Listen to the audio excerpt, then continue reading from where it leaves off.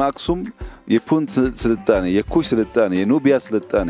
ራሱ የአክሱም ስልጣኔ የነበረበት የዛጉዌ ስልጣኔ የነበረበት ሀገር አሁን ከዛ ያነሰ ስራ ሲሰራ ሲያይ ሌላ ባለቤት ፈላጊ እንጂ ይቻላል ብሎ አያስብም። አንድ ፕሮጀክት ብቻ አይደለም የሆነ ሰፈር የመለወጥ ጉዳይ ብቻ አይደለም ኢትዮጵያ ነገ ዜጎቿ የሚኖራቸው ያኗኗር ዘይቤ ለውጥ ነው በዚህ አሻግሬ የማየው አሁን ያዩዋቸው ቤቶች ንጹህ መሆናቸው ብቻ አይደለም ሁሉም ነገር የተሟላባቸው መሆናቸው ብቻ አይደለም በራስ አቅም በአካባቢ አቅም የተሰሩ መሆናቸው ነው ከሁሉም በላይ ሌላ ሀገር ላይ ስንሄድ የምንመለከተው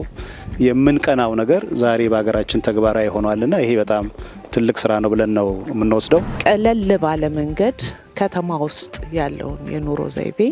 ማምጣት የተቻለበት ነው ይሄ አብነት ምን እንደሚሆን ካየን አቅሙ በየደረጃው አለ ሁሉም ሰው በዚህ መንገድ ከወሰደው መላው ኢትዮጵያን ይሄን የማረጋቀም እንዳለን ይታያል የእሳቤ ስብራት በተግባር ቁም ነገር እንዳንሰራ ያደርገናል እንችላለን እኛም ማንችለው ነገር የለም